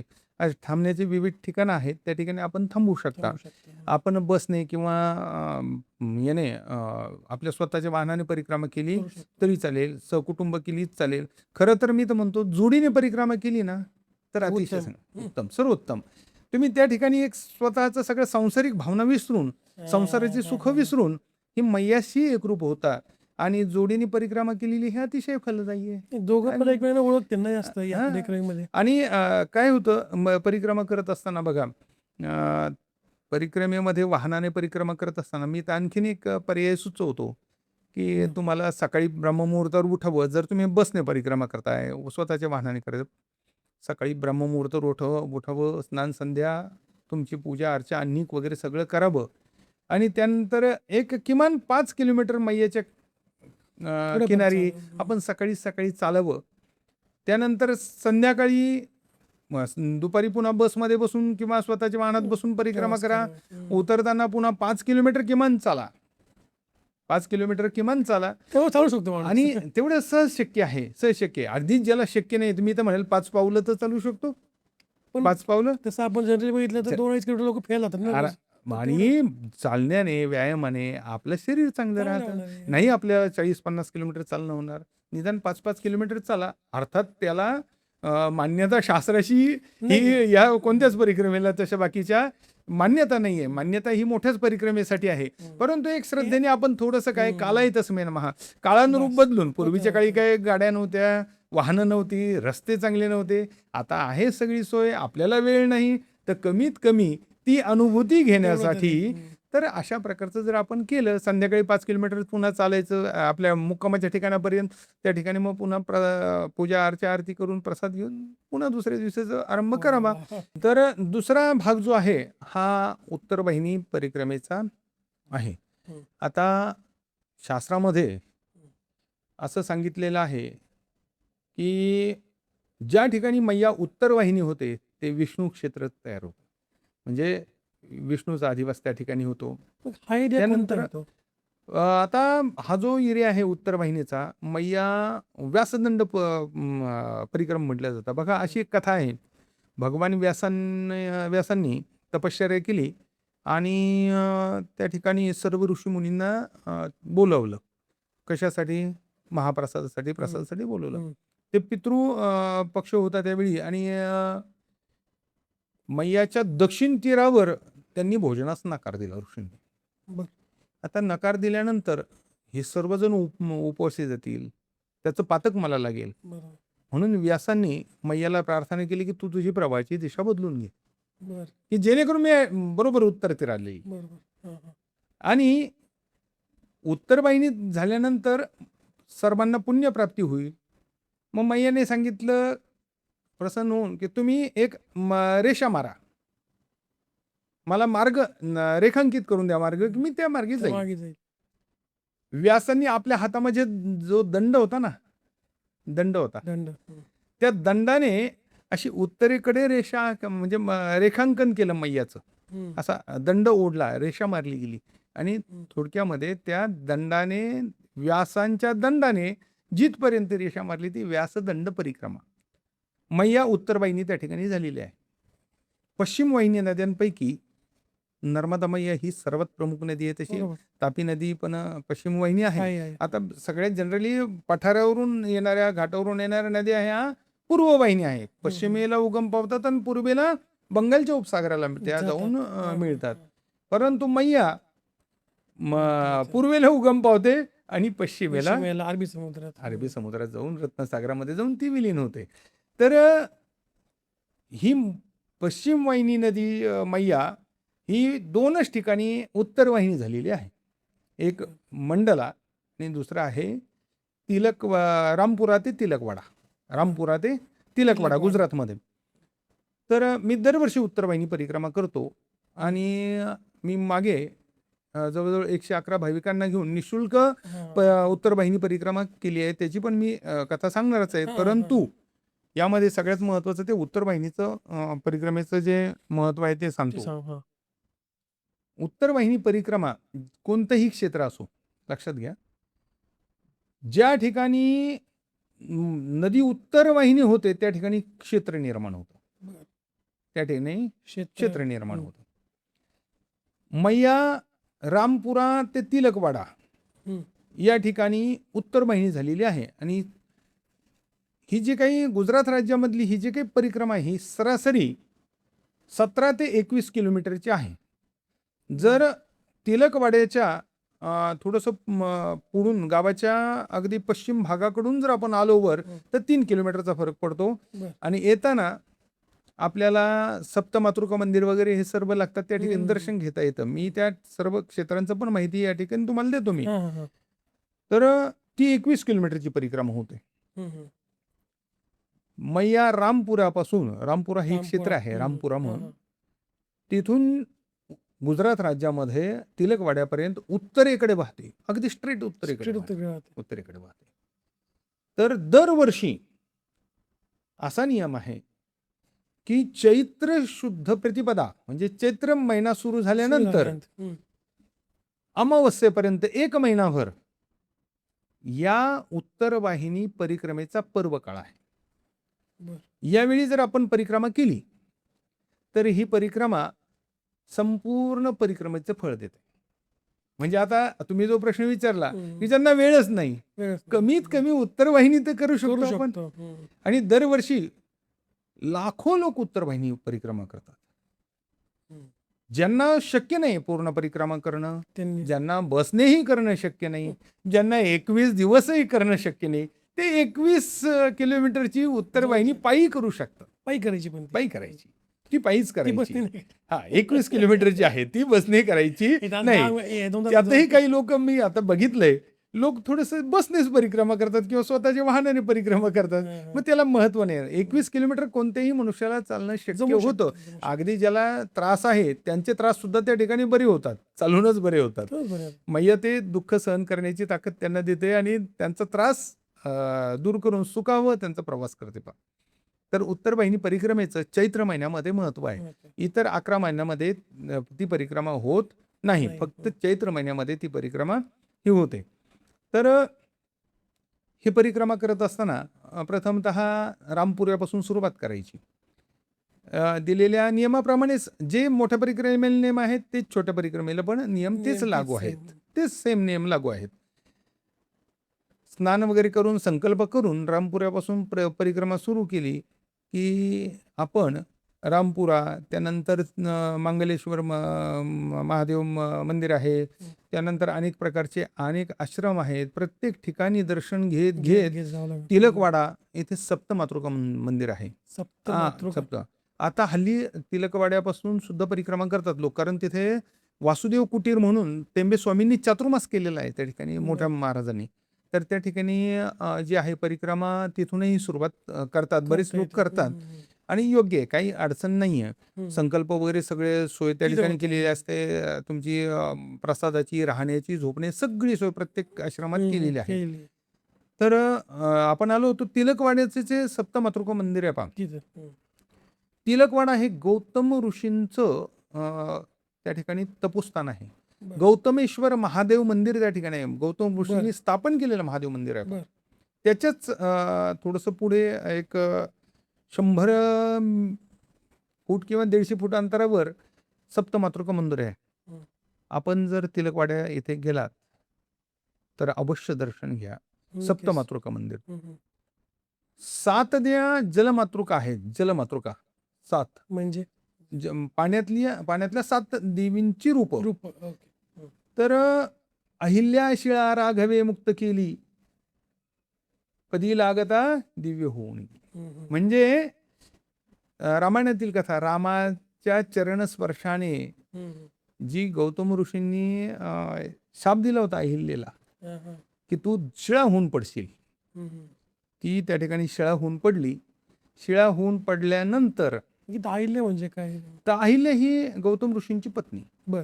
गौतम ऋषींची पत्नी ती अतिशय पतिव्रता होती. तिला शाप दिला गेला. शापामुळे ती शिळा म्हणजे दगड होऊन पडली. आणि तिला उशाप दिला की ज्यावेळी भगवंताचा रामाचा राम वनवासात येईल त्यावेळी तू मुक्त होशील त्यांच्या चरणस्पर्शाने. मग त्या शिळेला रामाचा चरणस्पर्श झाला भगवान प्रभू रामचंद्राच्या आणि ती स्त्री रूपात आली. आल्यानंतर तिने देवतांना यांना विनंती केली की आता मी माझ्या पतीकडे जाते, परंतु माझा पती ही अहिल्याचा आहे म्हणून स्वीकार करतील का? बरोबर. तर त्यावेळी भगवान प्रभू रामचंद्रांनी आणि इतर देवतांनी थोडक्यामध्ये साक्षीदार म्हणून की ही तुझीच पत्नी आहे हे सांगण्यासाठी सप्तमातृका त्या मैयाच्या पात्रातून उभं आल्या आणि त्यांनी गौतम ऋषींना सांगितले ही पत्नी आहे. त्या ठिकाणी भगवंतांनी सांगितल्यानंतर गौतम ऋषींनी त्यांचा स्वीकार केला. त्या सप्तमातृका त्या ठिकाणी आहे. त्या मातृका ज्यावेळी म्हणजे अतिशय पुरातन क्षेत्र असल्यामुळे संशोधक आले, त्यांनी बघितले तर नीलम रत्नाच्या दगडापासून त्या बनलेल्या आहेत. बर. अतिशय म्हणजे मौल्यवान असं आहेत. तुम्ही जर मूर्तीच्या मातृकांच्या मूर्ती जर बघितल्या तर हातावरील तळरेषा सुद्धा स्पष्ट दिसतात आणि 7 मातृकांच्या 7 वाहनं आहेत बघा. ते सगळे वाहनांसह त्या सप्तमातृका मंदिर हे त्या ठिकाणी अवश्य दर्शन घ्या. उत्तरवाहिनी दर्शन घेतल्यानंतर आपण वासुदेव कुटीरमध्ये या. वासुदेव कुटीरमध्ये टेंबे स्वामींनी 4 महिने शेवटचा चातुर्मास त्या ठिकाणी केला. 4 महिने चातुर्मासाची उपासना जी आहे मैयाच्या त्या उत्तर किनाऱ्यावर केली. तिथेच मारुतीचं सुद्धा मंदिर आहे बा, एक मारुती आहे हे केलेलं आणि दत्तात्रयांचं स्थान आहे. भगवान म्हणजे दत्तप्रभूंचे अवतारच आपण ज्यांना मानतो की ज्यांनी शांत हो श्री गुरु दत्ता मम चित्ता शमवी आता, आणि ही पदांची रचना केली. दत्त संप्रदायाला जे काही रचना जास्त आहे ती टेंबे स्वामींनी केली. तर त्यांचं जवळच भालूतला हे आहे समाधी स्थान आहे. तर टेंबे स्वामींनी चातुर्मास त्या ठिकाणी केलं, ते वासुदेव कुटीर त्या ठिकाणी आहे. पुढे गेल्यानंतर कृष्णाची मंदिरं आहेत, महादेवाची मंदिरं आहेत, महाभारतकालीन मंदिर आहेत, रामायणकालीन मंदिर आहे. असं करताना म्हणजे पुन्हा आपण रामपुऱ्यापासून आलो, तिलकवाडा केलं, तिलकवाड्यापासून पुन्हा रामपुऱ्यापर्यंत जायचं आणि उत्तर आणि दक्षिण तटावर आल्यानंतर स्नान आहे प्रत्येक ठिकाणी. म्हणजे तट पार केल्यावर स्नान आहे, तट हे करण्याच्या आधी स्नान आहे, पार करण्याच्या आधी स्नान आहे. आणि त्या ठिकाणी पुन्हा रामपुऱ्याला पोहोचलं किंवा आपण तिलकवाड्यावरून सुरुवात केली पुन्हा रामपुरा करून तिलकवाड्याला आलं तर त्या ठिकाणी कन्यापूजन आणि पुन्हा हे काय आपल्या उत्तरवाहिनी परिक्रमेची जी सांगत आहे ती आपण त्या ठिकाणी करू शकतो. म्हणजे अतिशय छोटीशी अशी 21 किलोमीटरची परिक्रमा जरी केली तरी पूर्ण परिक्रमेचं फळ आहे. ज्यांना कोणाला वेळ नाही, ज्यांना कोणाला नाही शक्य जास्त चालणं वगैरे, तर त्यांनी ही परिक्रमा अवश्य करावी, जेणेकरून संपूर्ण परिक्रमेचं फळ हे त्या ठिकाणी प्राप्त होतं. आणि लोड असतो खूप, म्हणजे जवळजवळ नाही म्हटलं तर 2-2, 3-3 लाख लोक असतात. हो दर. आणि ते परिक्रमा हे त्या ठिकाणी करा. पण ऐन उन्हाळ्याचे दिवस असतात. खरं परिक्रमा ही सूर्योदयापासून सूर्यास्तापर्यंतच केली पाहिजे, परंतु हल्लीच्या कालमानानुसार रात्री लाईट लावून सुद्धा लोक परिक्रमा करतात. कारण ज्यांना ऊन नाही सहन होत, ते आपलं थोडंसं सुखासीन जीवन जगतायत, त्यांना परिक्रमा करण्याचं अनुभूती कशी का घेणार, परंतु परिक्रमा करतात, परिक्रमा आपल्या जीवनाची सोडवणूक करतात, यामध्ये आनंद आहे. म्हणजे थोडंसं अगदी छोट्याशा स्वरूपात देखील परिक्रमेचा आपण पूर्ण अनुभूती ही त्या ठिकाणी घेऊ शकतो. घेऊ शकतो. आणि ह्या उत्तरवाहिनी परिक्रमेत साईबाबांचं मंदिर देखील आहे हां. बर त्या ठिकाणी साईबाबांचं मंदिरही मला त्या ठिकाणी म्हणजे दर्शन घेतलं. मैयाच्या किनाऱ्यावर साईबाबांचं मंदिर पण आहे. अशा पद्धतीने. बरं, मग अशी गौतम ऋषींचा उल्लेख होता, तर मग हे सप्तऋषींपैकी एक आहेत का? हां, गौतम ऋषी हे अतिशय अनादी कालातील ऋषींपैकीच एक आहेत आणि त्यांची तपश्चर्या ही मोठी आहे. त्या ठिकाणी गौतमेश्वर महादेव त्यांनी तपश्चर्या केल्याचं ठिकाण त्या ठिकाणी आहे. तर मग तुम्ही 111 जणांना घेऊन ही उत्तरवाहिनी परिक्रमा केली होती, बरोबर? म्हणजे तुम्ही खर्च केला, त्यांना ₹1 खर्च नाही आला. नाही, बरोबर. तर मग हे करावं असं का वाटलं? याची कधी काय विचार आला? अतिशय सुंदर प्रश्न आहे. ज्याप्रमाणे मनुष्य परिक्रमा करतो, मैयाच्या काठावर गेल्यावर ज्या विविध अनुभूती येतात, त्यामध्ये मला आलेली एखादी उपरती आहे, एखादी अनुभूती आहे, एखादा अनुभव आहे किंवा झालेली एक इच्छा आहे. तर मी उत्तरवाहिनी परिक्रमेला गेलेलो असताना मी परिक्रमा करत असताना मी अनेक लोक बघितले आणि बघितल्यानंतर मी हाच विचार करत होतो की आपल्यातला मीपणा निघून गेला पाहिजे, माझं निघून गेलं पाहिजे. बरोबर. आणि मी सहज माझ्या मनालाच प्रश्न विचारला. मैयाच्या किनारी ज्यावेळी उत्तरवाहिनी परिक्रमा करत होतो त्यावेळीच, की परिक्रमा करतोय आपण, परंतु स्वार्थी आहे आपण. आपण परिक्रमा करताना सर्वांना घेऊन केलं तर काय वाईट आहे? कारण ज्यांच्याजवळ पैसा आहे, ज्यांच्याजवळ गाडी आहे, ते परिक्रमा करू शकतील. परंतु ज्यांची इच्छा आहे, पैसा असूनही, इच्छा असूनही काहींना परिक्रमा करता येत नाही. काहींजवळ पैसा नाही आहे, इच्छा खूप आहे, परंतु पैसा नसल्यामुळे परिक्रमा करता येत नाही. किंवा ज्यांना शरीर साथ देत नाही त्यामुळे परिक्रमा करता येत नाही. हा सगळा विचार मी केला आणि मी मैयेच्या काठी एक संकल्प केला, की आपण परिक्रमा ही सर्वांना घेऊन बरोबर करूया. म्हणून मी एक ठरवलं, की आपण आता परिक्रमा करायची, परंतु निःशुल्क करायची. ती निःशुल्क याच्यासाठी करायची, पैसा म्हणजे सर्वस्व नाही. नाही, बरोबर. माझ्याकडे दरोडा पडला, चोरी झाली, पैसा गेला, क्षती झाली, म्हणजे अनेक प्रकारचं नुकसान झालं. परंतु त्यावेळी आपण काही करू शकलो का? नाही. मग आपल्या हातानेच जर हे सत्कारणी लावलं, तर हे केव्हाही चांगलं राहील. बरोबर. आणि स्वतःचा स्वार्थ सोडून थोडा परमार्थ, थोडा व्यापक विचार, एक सामाजिक दृष्टिकोन मी समोर ठेवला आणि त्यावेळी मी परिक्रमेसाठी निःशुल्क परिक्रमेचं आयोजन केलं. त्यामध्ये गोरगरीब, श्रीमंत, सगळेच. लहान मोठे, असं काही नाही. सगळ्या प्रकारचे, कोणताही भेदभाव नाही, कोणत्याही प्रकारचं बंधन नाही. फक्त बंधन एकच, की नियमाप्रमाणे परिक्रमा करायची. जवळजवळ 108 लोकांच्या भाविकांना संकल्प होता परिक्रमा घडवण्याचा. 111 लोकांना निःशुल्क मी सांगताना सांगितलं होतं, की बुवा मला याचा ₹1 नकोय. करणारा मी नसून करवी ती मैया आहे. तिच्या आज्ञेमुळे हे सगळं होत आहे आणि मी फक्त माध्यम बनलेलं आहे. बरोबर. वा. करणारा मी कोणी नाही. बरं, मग या परिक्रमेमध्ये अनुभव कोणते आले जे आता सांगू शकता आम्हाला आता? मग मी परिक्रमा ही सुरुवात केल्यानंतर गुहा या गावापासून ती परिक्रमा 2 बसद्वारे मी ही परिक्रमा घेतली. आणखीन बरोबर गाड्या पण होत्या, पायलट वाहन वगैरे असं सगळ्या याच्यासाठी. तर आम्ही जाताना येताना सर्व तीर्थक्षेत्र तर बाकीची केली. केलीस. पण परिक्रमा सुरू केल्यानंतर ह्या 108 लोकांना परिक्रमा घडविली आणि ते परिक्रमा घडवत असताना अनेकांना चांगले अनुभव आले. गरुडेश्वरला असताना, गरुडेश्वर. बरं. गरुडेश्वरचं महत्त्व असं आहे, की टेंबे स्वामींची समाधी त्या ठिकाणी आहे. तिथे बालस्वरूपातील दत्तमूर्ती आहे, भगवान बरं. दत्तात्रयांची. महाराजांच्या बरोबर ती बालस्वरूपात असायची, बोलायची. बरं. ज्या मूर्तीच्या योगे महाराजांनी जे काही रचना केल्या, जे काही अनुभूती दिल्या, ती महाराजांची पूजेतील मूर्ती. बरं. तर त्या मूर्तीचं महाराज ज्यावेळी त्यांना समाधीस्थ व्हायचं होतं, त्यावेळी त्यांनी मैयामध्ये मूर्तीला दत्ताला सांगितलं, तर तुम्ही तुमच्या धामाला जा म्हणून सोडायचे. ती पोहत आली मूर्ती, बरं. धातूची मूर्ती पोहत येऊन मांडीवर बसतं. म्हणजे थोडक्यामध्ये काय व्हायचं, की महाराजांना दत्त महाराज हे टेंबे स्वामींना सोडायलाच तयार नव्हते. ते म्हणे आधी सगळं तुझं इथेच म्हणजे इथे मंदिर वगैरे स्थापन कर, मला इथे स्थापन कर मग. तर अशी मूर्तीचं मंदिर, दत्त मंदिर त्या ठिकाणी आहे आहे. पहा गरुडेश्वरला. टेंबे स्वामींचं ठिकाण आहे. आणि त्याच ठिकाणी घोर कष्टोद्धरण स्तोत्राची निर्मिती त्यांनी केलेली आहे.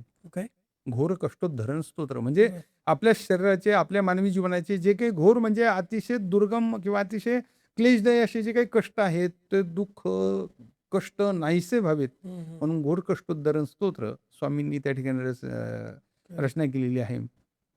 त्यानंतर दत्त महाराज ज्यावेळी थोडेसे रुसले टेंबे स्वामींवर आणि सर्वात अतिशय एक प्रसिद्ध अशी रचना महाराजांची झाली पहा. शांत हो श्री गुरुदत्ता मम चित्ता शमवी आता. ह्या ज्या रचना आहेत टेंबे स्वामींनी त्या दत्तगुरूंनी त्या मूर्तीसाठी, त्या दत्तगुरूंसाठी केलेली रचना आहे पहा. तर त्या ठिकाणी भालूदला आमच्याबरोबर काही भाविकांना यतींचं दर्शन झालं. यतींचं म्हणजे संन्यासी. कळलं. आणि ते संन्याशांजवळ मोबाईल ती नव्हता, म्हणजे काही तशी नाही गोष्ट. हो. हां. तर बरोबर असणाऱ्या भाविकांनी त्यांच्याशी वार्तालाप केला. अतिशय कमी बोलले, पण त्यानंतर मात्र त्यांना कोणताही मोह नाही. त्यांनी सर्व त्याग केलेला असं दर्शन झालं. काही ठिकाणी मैयाचं साक्षात दर्शन स्त्रीच्या रूपामध्ये झालेलं.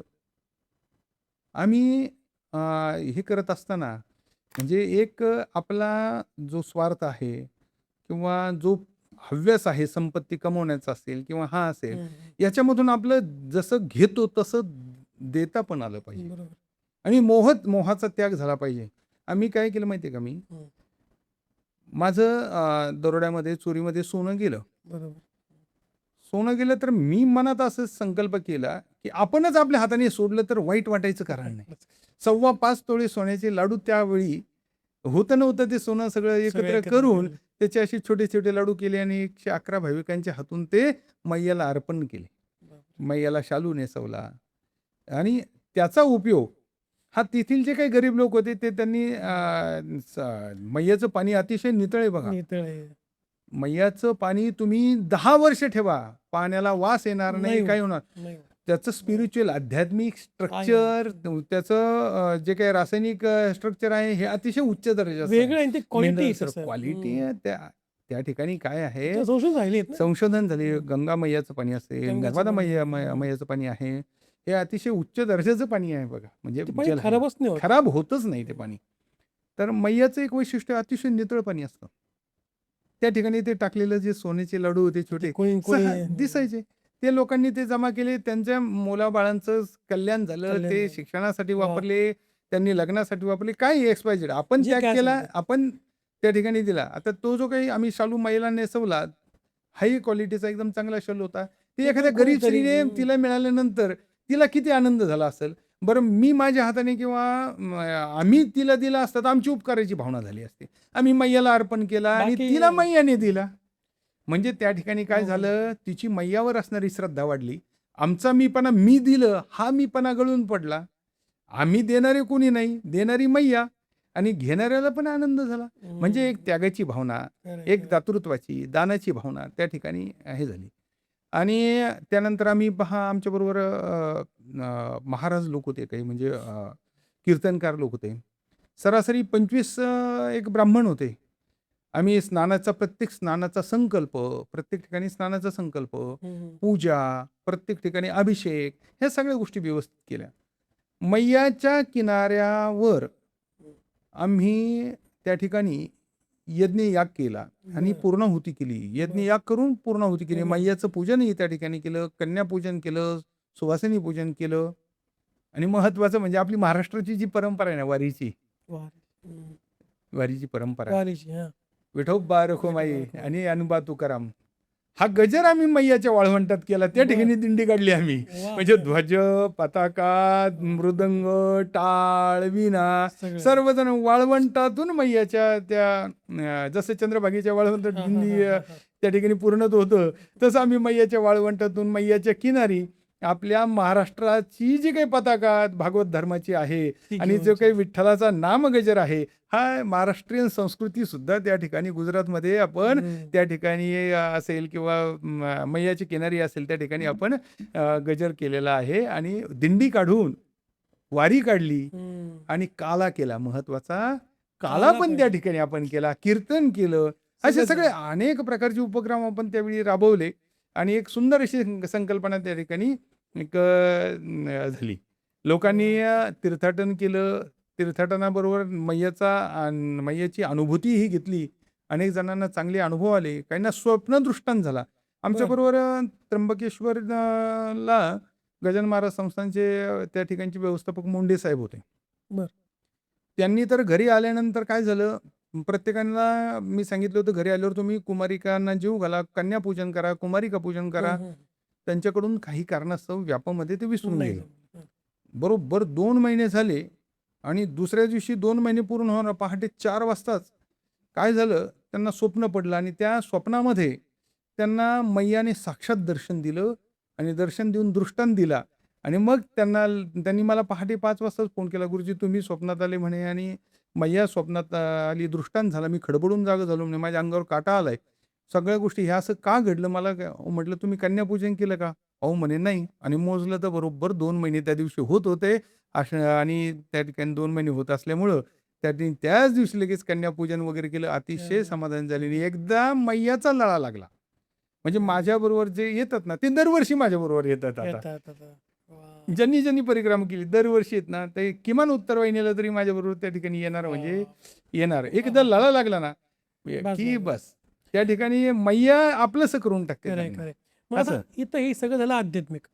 पण लोक काय करतात की तीर्थाटन सोडून पर्यटन म्हणा किंवा पर्यटन पण एका पॉईंटला ठीक आहे, पण सोशल मीडिया फोटोज काढणं ही जास्त होते आजकाल. त्याच्याकरता जातात मग खरं सांगू परिक्रमेला किंवा कोणत्याही यात्रेला म्हणू आपण. निश्चितपणे बरं का, आता काय झालं आजच्या युगामध्ये थोडंसं अध्यात्मापेक्षा म्हणजे सादरीकरणाला महत्त्व जास्त झालंय 100% आणि सोशल मीडिया किंवा या गोष्टीला महत्त्व झालेलं आहे. हरकत नाही. परंतु आपण कोणत्या ठिकाणी चाललोय, कोणत्या उद्देशाने चाललोय, आपला उद्देश काय आहे हा सगळ्यात महत्त्वाचा आहे. तुम्हाला जर तुमच्या जीवाची सोडवणूक करायची ना, तर तुम्ही तीर्थाटने आध्यात्मिक भावनेने गेलं पाहिजे. करायला प्रत्येकजण हरकत नाहीये जर तुम्ही आणि येताय तर. पण करायलाही हरकत लिमिटमध्ये. नाही, पण थोडंसं मर्यादा त्या ठिकाणी पाहिजे. काय होतंय आता बऱ्याच ठिकाणी अनुभव किंवा मी ज्या ठिकाणी आश्रमांशी माझे कॉन्टॅक्ट आहेत, त्या ठिकाणचं बऱ्याचशा ठिकाणचा अनुभव थोडासा वेगळा येतो. थोडीशी हुल्लडबाजी, फोटो काढणे, पाण्यामध्ये डान्स करणे, वेडेवाकडे म्हणजे असे मर्यादा सोडून कपडे घालणे आणि ह्या सगळ्या गोष्टींचं जे आहे ते थोडंसं काय झालंय, की एक तीर्थाटनापेक्षा पर्यटन झालेलं आहे ते. पर्यटन झालंय. तर माझं मत काय आहे, तुम्ही निसर्गाचा आनंद घ्या. परंतु मूळ जो ढाँचा आहे, मूळ जे तत्व आहे, त्यांना का आध्यात्मिक तत्व आहे, ते आपण जपलं पाहिजे. त्याला कुठेही बाधा येणार नाही. असं वर्तन आपलं असलं पाहिजे. आणि आनंद काय तोकडे कपडे घालून येईल असं नाही ना. नाही. आनंद हा आपल्या मान्यावर आहे. आपल्या मान्यावर आहे. आणि काही मर्यादांचं पालन आपण त्या ठिकाणी केलं पाहिजे. आपण गेल्यानंतर काही आश्रमांमध्ये बऱ्याचशा ठिकाणी आपलं महाप्रसाद झाल्यानंतर आपलं पात्र आपण उचलून ठेवं, स्वच्छता बाळगली पाहिजे. त्या ठिकाणी घाण करू नये. त्या ठिकाणी तुम्ही शीतपेय पिता, तिथे काहीतरी प्लास्टिक टाकता. म्हणजे जे घाण करता ते चुकीचं न आहे. करता स्वच्छता बाळगली ठेवायला पाहिजे. पाहिजे. मैयाचं पावित्र्य जपलं पाहिजे.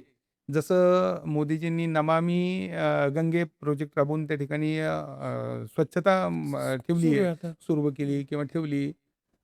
मैया भारत देशामध्ये नदीला माता मानलं जातं. खरं. गाईला माता मानलं जातं.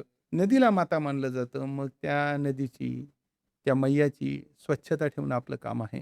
तिचं पावित्र्य राखणं आपलं काम आहे. आईच्या ठिकाणी तिला बघणं आपलं काम आहे. तुम्ही फोटो काढा, पण मर्यादेत राहून. तुम्ही शूटिंग काढा, पण मर्यादेत राहून आणि तिचं पावित्र्य जपून. तिथे अशांतता आहे. काही वेळा लोक मोठे गाणी लावतात, मोठ्याने स्पीकर लावतात, DJ लावतात. म्हणजे हे प्रकार त्या ठिकाणचे बंद झाले पाहिजे. शांतता, निसर्गाला धक्का न लावता, बस बस बस. मैयाच्या पावित्र्याला, निसर्गाला धक्का न लावता आपण मैयाचं पावित्र्य जपलं पाहिजे आणि आध्यात्मिक दृष्टीने त्या ठिकाणी गेलं पाहिजे. कारण ती जीवाची सोडवणूक करणारी परिक्रमा आहे. जीवनाचा आनंद त्यामार्फत घेऊन स्वतःची सोडवणूक केली पाहिजे, असं या ठिकाणी माझं मत आहे. वा वा.